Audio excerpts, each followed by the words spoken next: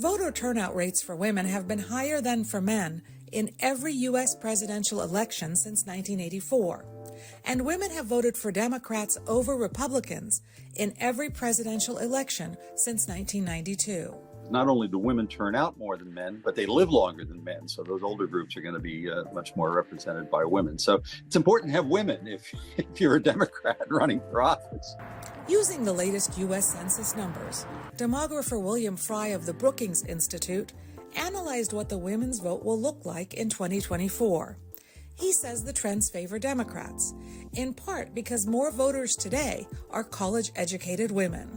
Non-college educated women, who are historically more likely to vote for the Republican presidential candidate, will account for less than 40% of the electorate. Back in 2012, these so-called working-class women made up almost half of the voting population. Back in 2012, white non-college women were 48% of all women. Now they're just 38% of all women.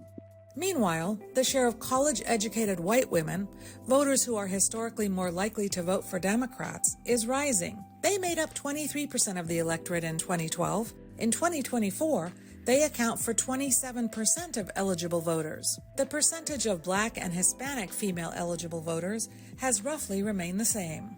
In 7 key battleground states, the share of white non-college educated women far surpasses the number of white college-educated women. But even among those states, the college-educated group of white women is increasing, the non-college is decreasing. Which candidate will be able to harness the power of the woman's vote? Women made their voices heard during the 2022 midterm congressional elections.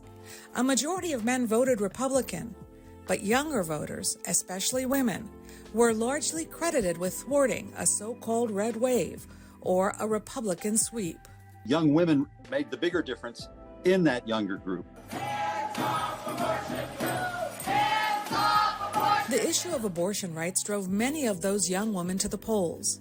But abortion is also an issue for Democratic female voters over the age of 50. Conversely, we see on the Democratic side issues like threats to democracy, abortion, and reproductive rights being high issues that are driving them to the polls.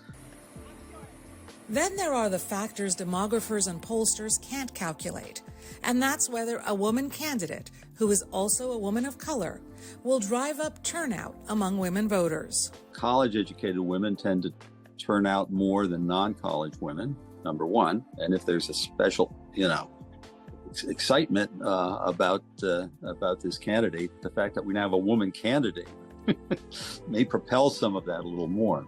Women comprised more than half of all voters in the 2020 presidential election. As with most presidential contests, who wins ultimately comes down to which voters turn out in the biggest numbers for the 2024 presidential election.